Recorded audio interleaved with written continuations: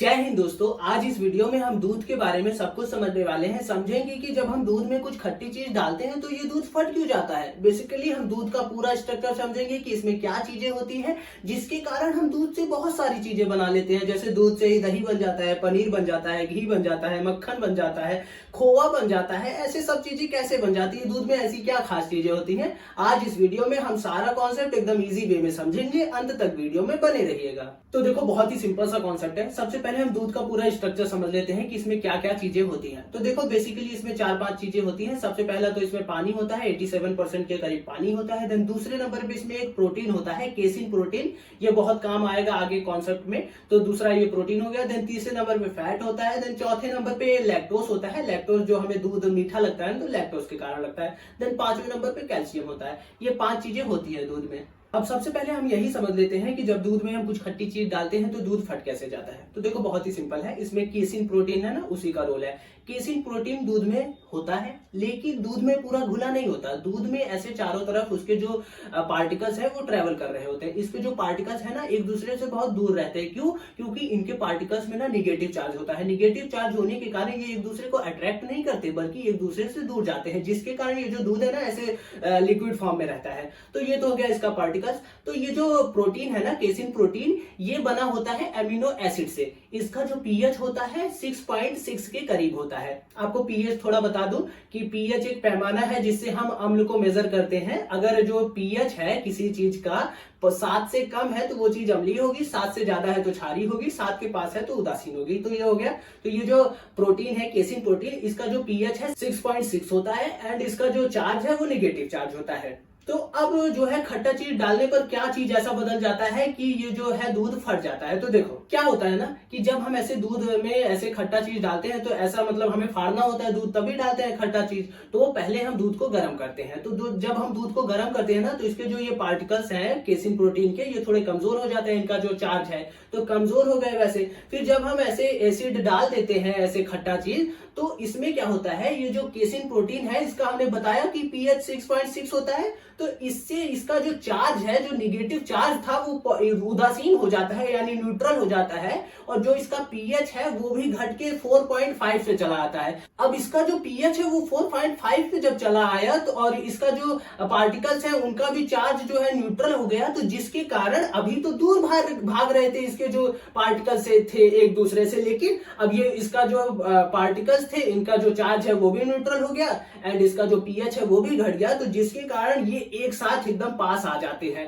तो जब ये इसके पूरे जो प्रोटीन है ये एकदम पास में आ गया, तो आप देखते हैं जब दूध फट जाता है तो पानी अलग हो जाता है और एक जो गुच्छा होता है वो एक साथ हो जाता है। तो ये जो गुच्छा था ये एक हो गया। तो इसी के साथ ये पूरा फैट, जो कैल्शियम, ये सब चीजें होती है, सब एक साथ लेके एकदम ऐसे हो जाता है, एकदम गुच्छा बना लेता है, पानी अलग हो जाता है। तो इसी से ऐसे दूध फट जाता है, पानी अलग हो जाता है और वो जो गुच्छा बना जिसे हम पनीर बना लेते हैं बाद में, तो वो पनीर अलग हो जाता है।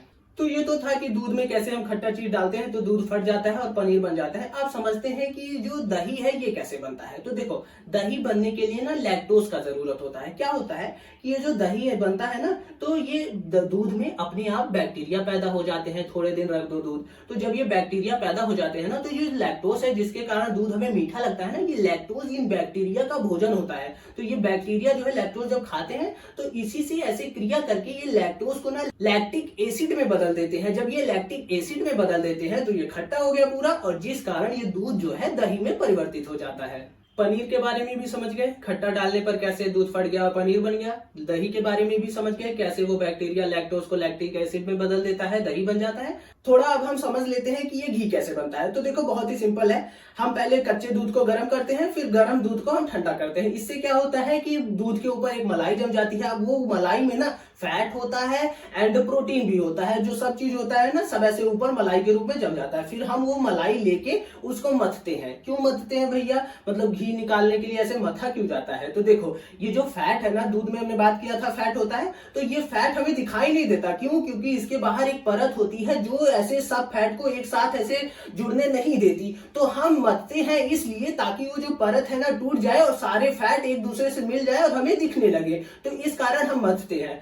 अब जाओ, जो हमने लिया मलाई लिया, तो मलाई मथेंगे तो उतना वैसे नहीं सही रहेगा। तो जिस कारण हम उसमें थोड़ा पानी मिला देते हैं, जिसके कारण हम अच्छे से मथ लेते हैं। तो मथते हैं, नीचे पानी रह जाता है और जो पूरा फैट है सब ऊपर आ जाता है। लेकिन ऐसा नहीं है कि अब सिर्फ वही फैट आता है तो वही घी बन जाता है। वो जो उसके फैट आया ना, उसके साथ प्रोटीन भी आ जाता है, क्योंकि मलाई में प्रोटीन भी था। तो अभी घी नहीं बना, ये जो बना इसको कहते हैं मक्खन। अब यही जो चीज है ना, इसको लेके बाजार में सब नमक डाल के इसको बना देते हैं मक्खन और ये बेच देते हैं। लेकिन हमें तो घी बनाना है, तो अब घी बनाने के लिए हम क्या करते हैं, ये जो फैट और प्रोटीन का ये जो मिक्सचर था, इसको हम ले जाते हैं गरम करने। गरम करते हैं तो जब बर्तन में हम इसको गरम करते हैं तो जो प्रोटीन होता है नीचे बर्तन में चपक जाता है और जो फैट होता है यानी घी अपना, वो ऐसे ऊपर आ जाता है। तो इस प्रकार हम ऐसे अपना घी ले लेते हैं और जो प्रोटीन है वो नीचे वही बर्तन में चपक जाता है। तो हमारा घी ऐसे बन जाता है। एंड ये हमारा घी बन गया, नीचे वो प्रोटीन भी रहता है, जिसको मन करता है वो खाता है। ज्यादा अच्छा नहीं लगता, एकदम जल जाता है ना। और जो हमने पानी डाला था मथते समय, तो वो जो पानी बचता है उसे हम कहते हैं छाछ। तो हमने पनीर समझा कि कैसे बनता है, दही भी समझ लिया, घी भी समझ लिया। एक चीज और समझ लेते हैं कि ये खोवा कैसे बनता है। तो देखो, हमने शुरुआत में बात किया था कि जो दूध है उसमें 87% पानी होता है। तो जब यही पानी उड़ जाता है, तो जब हम ऐसे दूध को ऐसे गर्म करते रहते हैं, जब ये पूरा 87% पानी उड़ जाता है, तो जो नीचे बचता है प्रोटीन, फैट, कैल्शियम, ये सारी चीज बचती है, वही तो होता है खोवा। अच्छा, एक डाउट भी होगा आपका, आप बोलोगे कि ये तो ऐसी चीजें अभी तुमने बताई कि जो मतलब दूध में हम कुछ ऐसे डाल रहे हैं खट्टी चीज तब फट रहा है, दही कैसे बन रहा है, वो सब तो सब हम कर रहे हैं। हम दूध को ऐसे बनाना चाहते हैं, तरह तरह की चीजें तब कर रहे हैं। लेकिन कभी कभी दूध अपने आप फट जाता है, वो कैसे होता है? तो देखो, दूध में ना बैक्टीरिया अपने आप पैदा होते रहते हैं। तो ये जो बैक्टीरिया है, ये लैक्टोज जो है, जो दूध है जिसके कारण मीठा है, उसको, वो इनका भोजन है, उसको खाते रहते हैं। तो ये क्या करते हैं ना, दूध को एसिडिक भी बनाते रहते हैं। तो जब हम ये काफी देर तक रख दिया जाता है दूध बिना गर्म किए, तो ये जो बैक्टीरिया है काफी दूध को पूरा एसिडिक बना दिए होते हैं। तो अब ये एसिडिक हो गया दूध, अब हम गरम कर देते हैं। तो वही जो हमने बताया था कि वो जब हम खट्टा चीज डालते हैं, वो चीज ये बैक्टीरिया पहले ही कर दिए होते हैं, फिर उसके बाद हम पहले ही गर्म करके फिर खट्टा चीज डाल रहे थे, तब दूध फट रहा था। इसमें क्या होता है, काफी देर दूध रखा रहता है और वो एसिडिक हो गया होता है, फिर जब हम गर्म कर देते हैं, जिस कारण तुरंत दूध फट जाता है।